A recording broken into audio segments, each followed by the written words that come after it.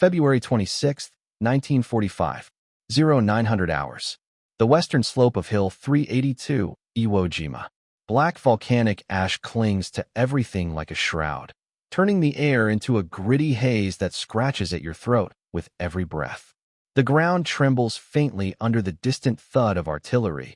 But here, in this jagged scar of rock and sulfur, the real storm is just beginning.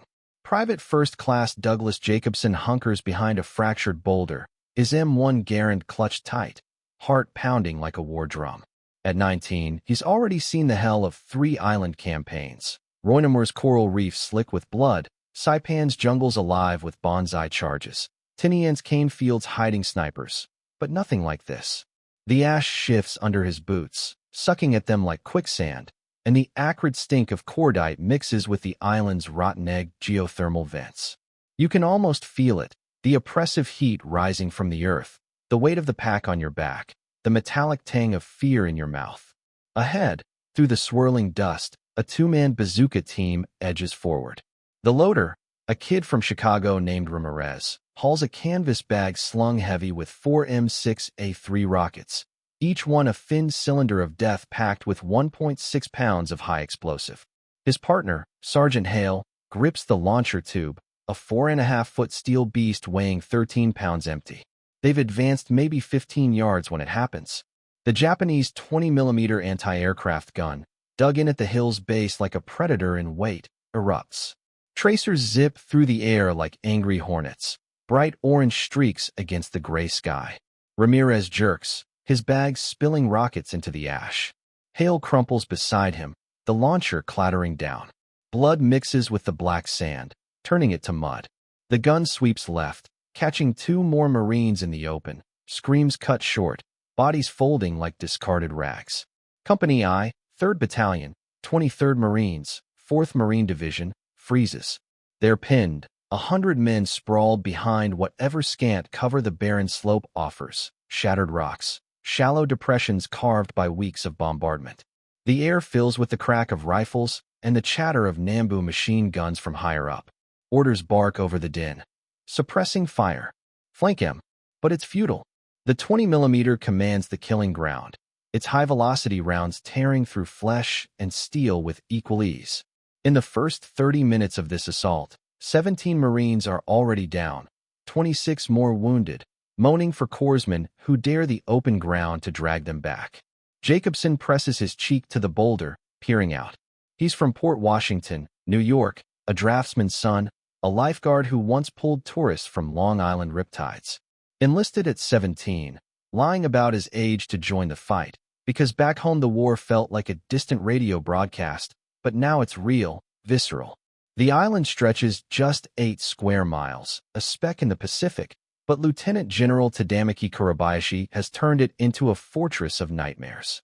18 kilometers of tunnels honeycomb the rock, concrete pillboxes shrug off naval shells, hidden artillery waits like coiled snakes. Hill 382 looms 125 feet above the Black Beaches, the highest point north of Mount Suribachi, anchoring the entire Japanese defensive line. Marines call this sector the meat grinder, not a metaphor, but a grim truth. In 7 days since the landing, the 23rd has lost half its strength. 30,000 stormed ashore expecting a quick win. Intelligence was dead wrong. Every rock could hide a rifle pit. Every crevice, a machine gun nest. And that 20mm sweeps relentlessly, its crew invisible behind earthen berms. Jacobson watches another burst rake the slope. 3 more men drop, one clutching his gut, another silent and still. The company is stuck. Without that gun destroyed, the assault dies here. Higher command watches from the beaches. Failure means the entire 4th Division front crumbles. Beyond this hill lie the amphitheater, Turkey Knob, Minami Village, all bristling with enemy positions, all waiting to chew up more lives. The bazooka lies in the open, 30 yards of no man's land away. Designed for 2, it's a team weapon. Gunner aims, loader inserts, wires, taps. Solo? Impossible. Backblast could maim you. Reloading under fire? A death sentence. But Jacobson feels the pull, the same instinct that made him enlist young, that drove him through prior battles unscathed. He slings his Garand, checks his grenades, and moves. Volcanic ash gives no cover. It shifts and betrays. Japanese riflemen have clear lines. One Marine tried already, 5 yards, then a sniper's round through his helmet. Jacobson crawls, then sprints. Rounds wind past, kicking up puffs of dust. He dives, rolls, grabs the tube. 4 rockets in the bag. 67 pounds total. He hefts it, runs again. The 20mm tracks him, bursts tear the air inches from his head. He slams behind rocks 30 yards from the gun, gasping, dust in his eyes. He's alone now, the tube hot in his hands. Never fired one solo. Training screams protocol. Insert, wire, tap, clear blast area. But there's no loader. Just him, the gun, and the hill waiting to swallow more lives. He pulls a rocket, slides it in, wires it. Hands steady despite the chaos. The Japanese crew adjusts aim. He shoulders the launcher, braces against the weight. Sight set for 80 yards. Backblast cone empty behind him. He rises. Squeezes. The rocket roars out in fire and smoke. 1 second. Impact. The gun disintegrates in orange flame. Company I surges. But higher up, 2 machine guns open fire, halting them again. Jacobson reloads. 40 seconds of frantic work. The slope erupts anew. Can one man turn this tide? Or will Hill 382 claim him too? The explosion of the 20mm still echoes off the black rock when the first Japanese machine gun answers back. A vicious, ripping chatter, Type 92, 7.7mm, the woodpecker. Muzzle flashes wink from an earth-covered bunker 70 yards upslope. 3 Marines are caught mid-stride. They drop as if someone yanked the ground out from under them. Company I dives for cover again. The momentum of the last 30 seconds snuffed out like a candle flame. Jacobson is already moving. He's flat on his belly, volcanic grit in his teeth, the empty bazooka tube across his back like a steel yoke. 40 seconds ago, he was just another rifleman. Now he is the only thing standing between the company and annihilation. You can feel the weight of what he's carrying. 13-pound launcher. 4 11-pound rockets. His M1 Garand. 8-round clip still full. For fragmentation grenades. Canteens long since drained. 67 pounds of steel and high explosive on a 19-year-old frame that hasn't eaten since 0400. Every step up this 35-degree slope is a negotiation with gravity and exhaustion. He crawls right, using the smoking corpse of the 20mm as a reference point. The first machine gun nest is dug into the hillside like a tick, logs and volcanic boulders piled overhead. Only the snout of the barrel visible. The second nest is 20 yards to its left, staggered for overlapping fields of fire. Perfect textbook defense. Except the textbook never accounted for one Marine who has decided the book no longer applies. He closes to 40 yards of the right-hand gun. The crew inside is disciplined, short, controlled bursts, conserving ammunition. They're focused on the main body of company, crawling up the center draw. They haven't seen him yet. Jacobson rises to one knee behind a waist-high chunk of lava rock. The launcher comes up. The weight drags at his bruised shoulder like an anchor. He fights for balance, left hand cradling the tube, right hand on the wooden stock. Breath steady. Sight picture clear. 80 yards, call it 70 with the uphill angle. He squeezes. The rocket streaks out with a dragon's roar.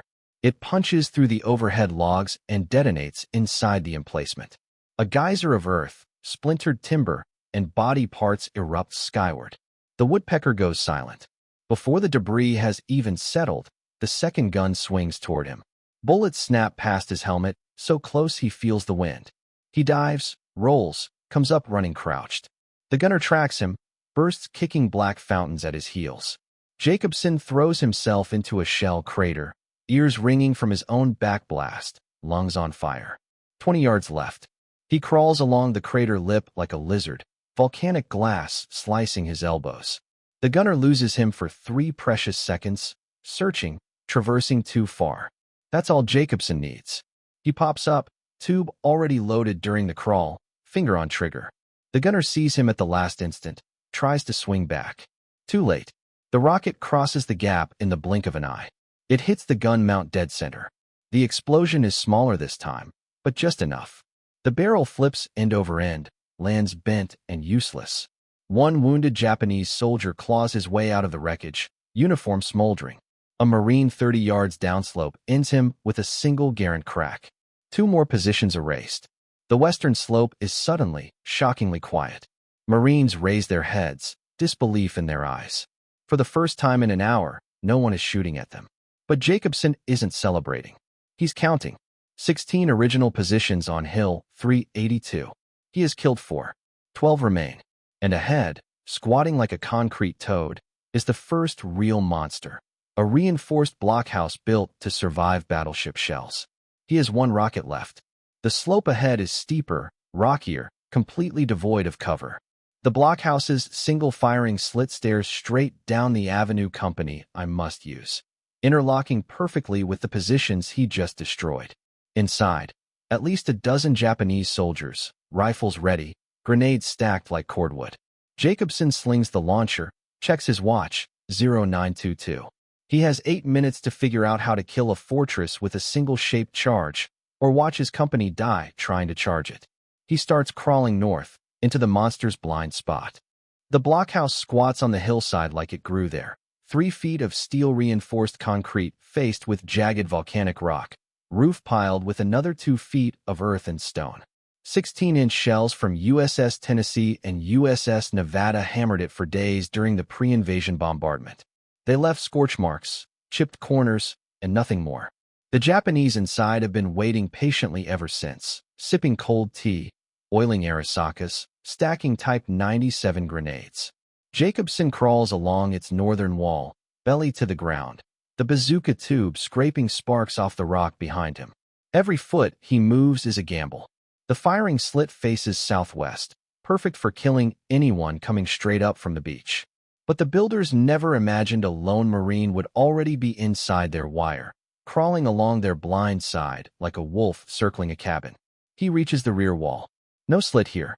Just a low, wooden-framed entrance barely 3 feet high, the kind of door Japanese soldiers duck through without thinking. To Jacobson it looks like a mouth. He has 1 rocket. 1 M6A3 rocket. 1 shaped charge that can punch through tank armor, but concrete is different. A direct hit on the wall might blow a dinner plate hole, maybe crack a few beams. It won't neutralize 12 fanatics with rifles and grenades. Firing straight into the doorway from 10 feet away is suicide. The backblast in that confined space would cook him alive before the Japanese even felt it. He studies the wooden frame. It's the weak point. He backs off 15 feet, kneels, loads the last rocket. His hands are steady now, almost eerily calm. The way a surgeon's hands get calm right before he pulls a drowning child from the surf. He rises halfway, shoulder aching, tube heavy. The voices inside drift out. Low, calm Japanese, the tone of men who believe they are already dead and therefore fearless. He aims at the top of the wooden frame, squeezes. The rocket flashes across the gap. It punches through timber like it's cardboard and detonates against the inner wall. The entire doorway blows inward in a storm of splinters, dust, and screaming air. The concussion slaps Jacobson backward. He lands hard on his back, ears ringing, vision swimming. Before the smoke has even begun to clear, he is on his feet, grenade already in hand. Pin pulled with his teeth. 1 Mississippi, 2 Mississippi. He lobs it through the ragged hole. The explosion inside is muffled but vicious. Screams rise, sharp and animal. Then a second of stunned silence. Jacobson circles fast to the firing slit, Garand raised. He looks in. The shaped charge jet has scythed across the interior like a cutting torch. 2 Japanese soldiers are already down, 1 missing most of his torso. The grenade has done the rest. Bodies sprawled, rifles scattered, blood painting the walls in wet fans. A few men twitch, moaning. None reach for weapons. The blockhouse is dead. Jacobson exhales a breath he didn't know he was holding. 5 positions destroyed. 11 still alive up the slope. But he has a new problem. The bazooka tube in his hands is empty, useless steel. 200 yards behind him, down in the ash field where the assault began, the supply point still sits, crates of rockets stacked behind sandbags, under direct observation from the summit. 3 Marines have already died trying to reach it this morning. He looks at the smoking doorway, then at the long, exposed slope he will have to cross, twice, to keep fighting. He slings the empty tube like a broken rifle and starts running downhill into the teeth of the meat grinder. The slope behind Jacobson turns into a shooting gallery the moment he breaks cover. Japanese observers on the summit have been waiting for exactly this. A lone figure sprinting downhill with an empty tube. Mortars cough from hidden pits. The first round lands 30 yards to his right. Black earth fountains into the sky. The second lands 20 yards left. They are bracketing him like artillerymen on a practice range. He runs anyway. 67 pounds of steel and canvas bag bounce against his spine. Legs pumping, lungs burning, volcanic ash sucking at every footfall like wet cement. A third mortar round detonates almost on top of him. The concussion lifts him off his feet and slams him face first into the ground. Shrapnel screams overhead, one piece slicing the sleeve of his dungaree jacket, drawing a hot line across his bicep. He tastes blood and sulfur. He scrambles up and keeps running. 150 yards to go. Snipers join the party now. Rounds crack past his ears, kick up puffs of ash inches from his boots. One bullet tugs at the rim of his helmet, spins it sideways. He doesn't slow down. 100 yards. Another mortar airbursts directly above him. He feels the hot kiss of fragments on the back of his neck, but nothing vital. He dives the last 20 yards, rolls over the sandbag wall at the original supply point, and lands in a heap beside a terrified ammunition handler who stares at him like he's a ghost. Jacobson doesn't speak. He rips open a crate marked M6A3, pulls 4 rockets still in their cardboard tubes, shoves them into the canvas bag the dead loader will never need again. The handler tries to say something. Jacobson is already gone, sprinting back uphill before the next mortar stonk can register. The Japanese gunners are good. They walk the shells right up the path he just took. Rounds detonate where he was 5 seconds ago. For seconds ago, 3.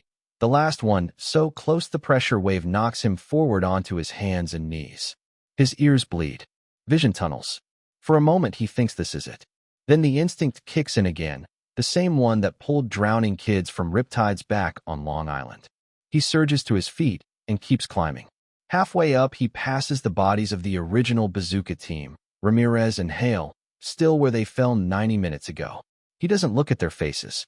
He reaches the forward edge of Company I's new line at 0941, drops behind a rock, and starts reloading while Marines around him stare in open awe. Someone offers him a canteen. He waves it off. There's no time. Higher up the slope, a new threat has revealed itself. A smaller but no less deadly pillbox has unmasked on the eastern rim of the draw. 5-man crew, Type 92 heavy machine gun in a concrete embrasure. It's already chewing the right flank of Company I to pieces. Men scream, clutch legs, try to crawl backward, dragging trails of crimson in the ash. The pillbox crew saw what Jacobson did to the blockhouse. They know exactly who the man with the bazooka is now. They open fire the instant he shows himself. Nervous, wasteful bursts. Good. Nervous men miss. He starts the dance again. Zigzag uphill, using their own short bursts as a timer. 3 seconds of fire, 3 seconds of silence to move. 30 yards. 25. 20. The gunner tries to track him, but the slit is narrow. Traverse is limited. Jacobson drifts right until the barrel clangs against the concrete edge and stops. The crew inside screams at each other, trying to manhandle the mount. That's the moment. He drops to one knee, tube up, sight picture perfect. The rocket slips through the slit like it was threaded on a wire. Inside the pillbox the world turns white, then red. Nothing moves when the smoke clears. 6 positions down. 10 to go. Company I surges forward again, using the smoking pillbox as a shield. But the terrain ahead is worse. A chaos of volcanic ridges, knife-edge crevices, and interlocking bunkers that funnel every attacker into pre-sighted kill zones. And at the top of it all waits the final defensive ring. 6 positions in a perfect crescent, mortar pits, machine gun nests, observation post. Designed as the place where the meat grinder finally grinds the 23rd Marines into paste. Jacobson looks at his 3 remaining rockets and realizes the math no longer adds up. He turns, without a word, and starts running downhill for the 3rd time today, straight back into the mortar storm that has his name on every shell. By 10:15 the sun is a dull copper coin behind the smoke, and the western face of Hill 382 has become a staircase of the dead. Jacobson crests the ridge for the 4th time in 90 minutes, lungs raw, uniform soaked through with sweat and someone else's blood. For fresh rockets clank in the canvas bag. His ears ring so loudly he can barely hear the shouts of the Marines following in his wake. Ahead lies the crescent, 6 interlocking positions forming a perfect half-moon across the only route to the summit. From left to right. Rifle pit, 2 men. Machine gun nest behind a rock parapet. Mortar pit number 1. Mortar pit number 2. Another rifle pit. Reinforced observation post on the right flank, the eyes of the entire line. The Japanese have designed it so that any frontal assault is suicide. The 23rd tried twice yesterday. Both times the survivors were carried down the hill in ponchos. Jacobson studies the layout for 10 seconds, maybe 15. He makes the same cold calculation a chess player makes when he's down to his last pieces. Take the eyes first. He circles wide right, outside the crescent, moving through broken ground so sharp it slices his dungarees to ribbons. The defenders are looking downslope, waiting for the expected human wave. They never notice the lone figure ghosting along their flank. 70 yards from the observation post. He drops behind a lava boulder, loads the first rocket.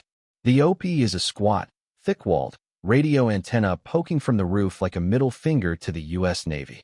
He rises just enough to clear the rock. Squeezes. The rocket punches the front wall and detonates. Concrete erupts outward. One entire side of the bunker slumps like wet cement. Before the dust settles, he is already reloading. Smoother now, muscle memory forged in fire. Second rocket. It flies straight into the smoking wound and finishes the job. The whole structure collapses inward with a roar, burying whatever was left of the spotters. 2 wounded Japanese stumble out, uniforms on fire. Company I riflemen, now only 50 yards behind Jacobson, cut them down without ceremony.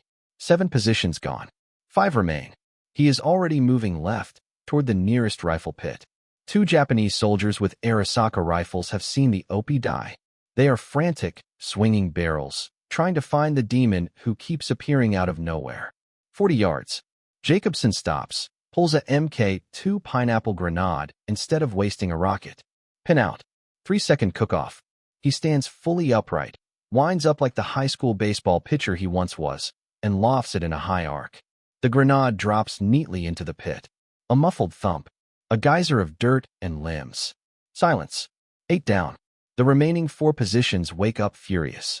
The machine gun nest opens first. Long, disciplined bursts that stitch the ground around Jacobson like a sewing machine. Mortar tubes thump in unison. Rounds are already in the air. He sprints left, boots sliding in loose ash. The first mortar lands where he was standing. The second is closer. Shrapnel winds past his helmet. He dives behind a low volcanic ridge, rolls, comes up with the tube already loaded. The machine gun is 50 yards away, is the immediate threat. The gunner is good, short, accurate bursts, walking the tracers toward the ridge. Jacobson counts. 1 Mississippi, 2 Mississippi, 3. On 5 the gun pauses to swap pans. He pops up, fires in the same heartbeat. The rocket hits the lip of the depression and detonates. The gun flips backward, silent. A single Japanese soldier tries to run toward the next pit. Jacobson's Garand cracks once. The runner folds. 9 down. 2 rockets left. 2 mortar pits still breathing. He moves uphill like a man possessed, using every fold in the ground, every smoking crater. The first mortar crew is reloading, backs turned, oblivious. 60 yards. He shoulders, fires. The rocket lands dead center. The tube cartwheels 30 yards into the air, spinning end over end before it spears the ground like a lawn dart. 2 crewmen simply cease to exist. A third crawls away with his uniform in flames. 1 rocket. 1 mortar pit. 1 rifle pit. He closes on the final mortar team. They see him coming now. 1 man frantically tries to drop a round down the tube. The other swings a Nambu pistol toward him. Jacobson fires from 40 yards on the move. The rocket hits the pit rim and detonates inside. The explosion is massive. The tube flips backward. Base plate torn free. Crew erased. 12 positions destroyed. Only the last rifle pit remains. 3 Japanese soldiers with bayonets fixed, faces twisted in rage and terror. They open fire together. Rounds snap past Jacobson's head, so close he feels the heat. He drops the empty tube, lets it roll away like shedding dead skin. Unslings the Garand. 8 rounds left in the clip. 40 yards. Crack. First man drops, helmet spinning. Crack. Second man spins and falls into the pit. The third tries to vault out and run uphill. Crack. He falls face first and does not move. The crescent is broken. The western slope of Hill 382 lies open all the way to the summit. Behind Jacobson, Company I rises as one, a ragged cheer ripping from raw throats. They surge forward in a wave, using the smoking wrecks as cover, leapfrogging from crater to crater. But across the shallow ravine to the east, another company, men of the 24th Marines, is still pinned, dying, under fire from a pillbox Jacobson cannot yet see. He looks at the empty tube lying in the ash, then at the suffering men across the ravine. Without a word, he turns and starts downhill again, his 5th trip through the meat grinder today, to fetch more rockets. The clock in Jacobson's head reads just past 10:50. His legs are jelly, his shoulder a purple knot, his lips cracked and bleeding from dehydration. The canvas bag is empty again. The tube is empty again. But across the shallow ravine, he can hear the unmistakable ripping canvas sound of a Type 92 heavy machine gun chewing up the 24th Marines Assault Company. He doesn't hesitate. 5th trip downhill. This time the Japanese gunners are almost bored. They've watched this lunatic run the gauntlet so many times they're starting to time their mortars to his stride. Shells fall in perfect stair steps behind him. Closer, closer, closer. One bursts so near that the flash burns the back of his neck.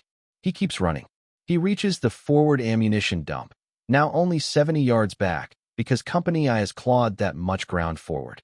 He tears open another crate, stuffs 4 rockets into the bag, and is gone before the handler can even offer water. Then he angles east, crossing the ravine under direct sniper observation. Rounds snap and spark off the rocks around him. One bullet punches clean through the canvas bag between 2 rockets. He feels the heat, but nothing detonates. He keeps moving. He reaches the pinned company of the 24th. A captain, face black with ash and fury, sees the bazooka and simply points uphill. Jacobson nods once. He already knows the target. The pillbox is perfectly sighted, concrete and rock, elevated 15 feet above the ravine floor, narrow slit staring straight down the only approach. Its Type 92 has the entire company trapped in the open. Men hug the ground, some already still, others screaming for moms they'll never see again. Jacobson starts climbing the ravine wall on the blind side.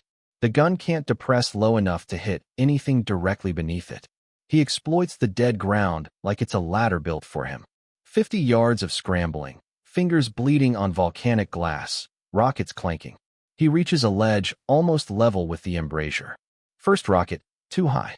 It hits the lip and showers the ravine with concrete shards. The gun keeps firing.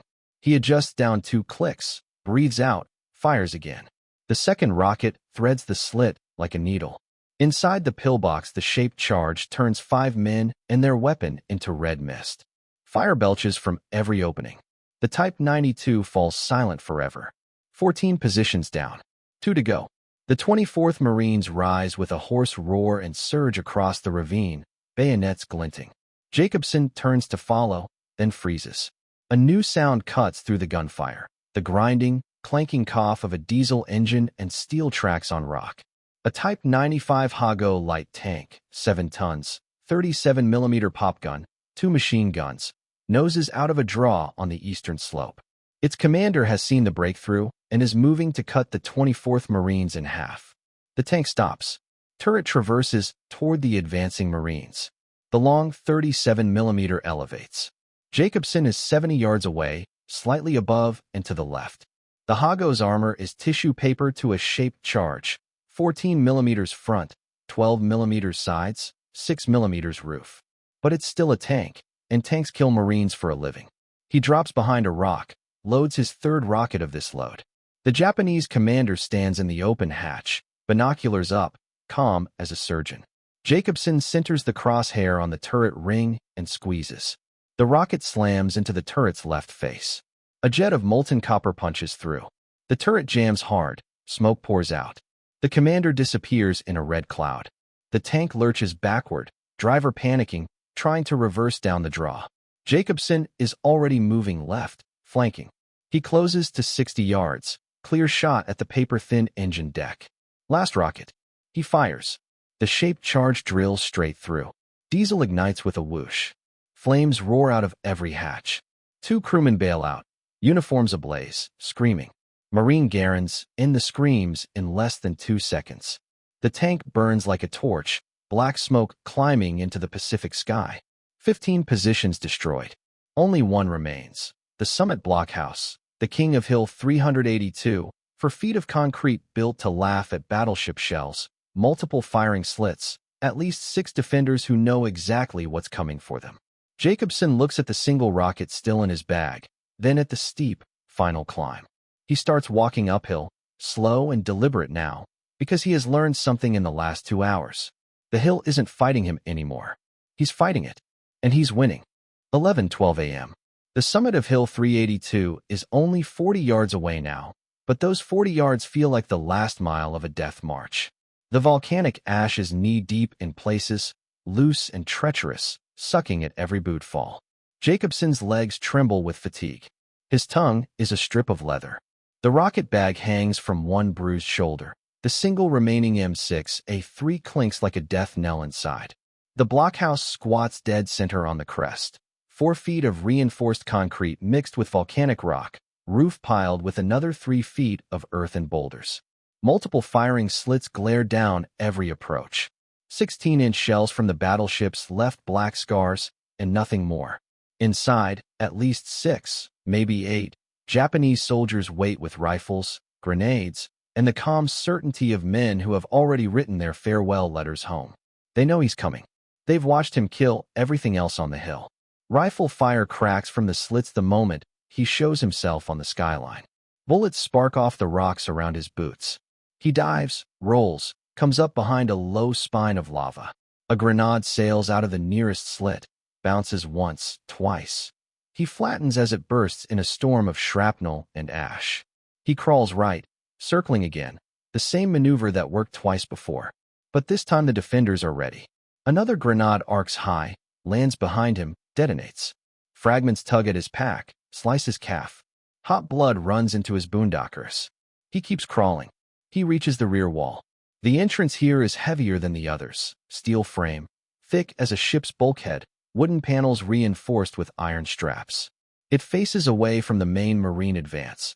The Japanese never expected anyone to reach this side alive. Jacobson kneels in the ash, loads his final rocket. One shot, one shaped charge against a door built to survive naval gunfire. He aims at the hinges and the lock plate, squeezes. The rocket flashes across 10 yards and punches the steel like a giant's fist. The entire door blows inward in a hurricane of splinters and twisted metal. The concussion rolls over Jacobson like a wave. He is already moving before it passes. 2 grenades in hand, pins pulled with his teeth. First grenade sails through the smoking doorway. Boom. Second grenade right behind it. Boom. He charges the smoke, Garand at high port, screaming something raw and wordless. Inside is hell made small. Smoke so thick it stings the eyes. Concrete dust chokes the lungs. Bodies lie twisted where the grenades threw them. One Japanese soldier staggers up, bayonet raised. Jacobson's Garand roars twice, center mass. Another tries to swing a Nambu machine pistol from the hip. Jacobson stitches him from sternum to throat with the last 6 rounds in the clip. The rifle clicks empty.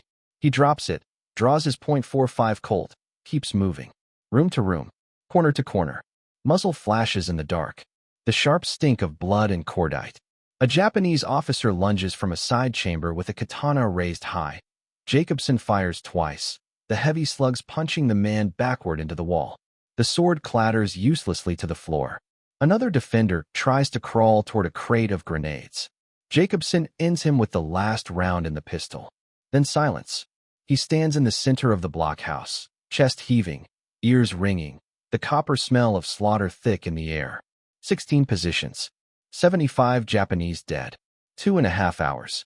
The summit is his. Behind him, the 1st Marines of Company I crest the ridge, eyes wide, mouths open.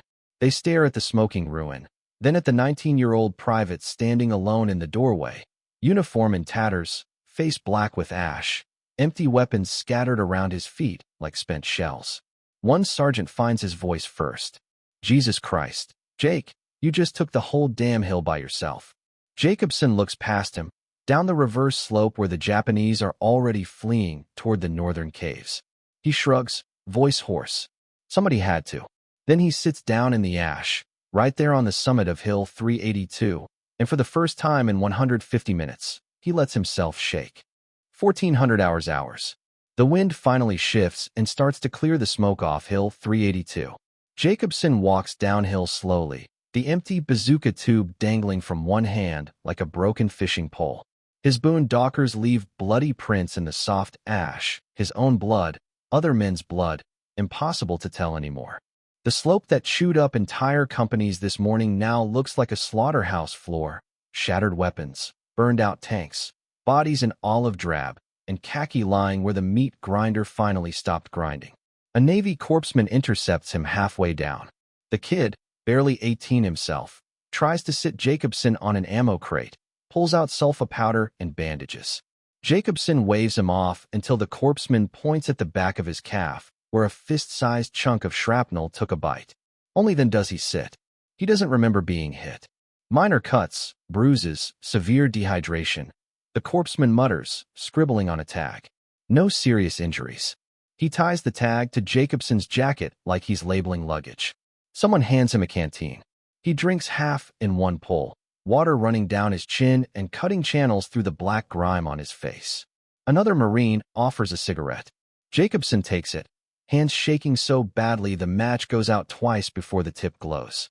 A Lieutenant Colonel Jacobson doesn't recognize walks up, stares at the summit now flying an American flag. One of the men just ran up, then stares at Jacobson. How many did you get, son? Jacobson shrugs, exhales smoke. 16, I think. Lost count after the tank.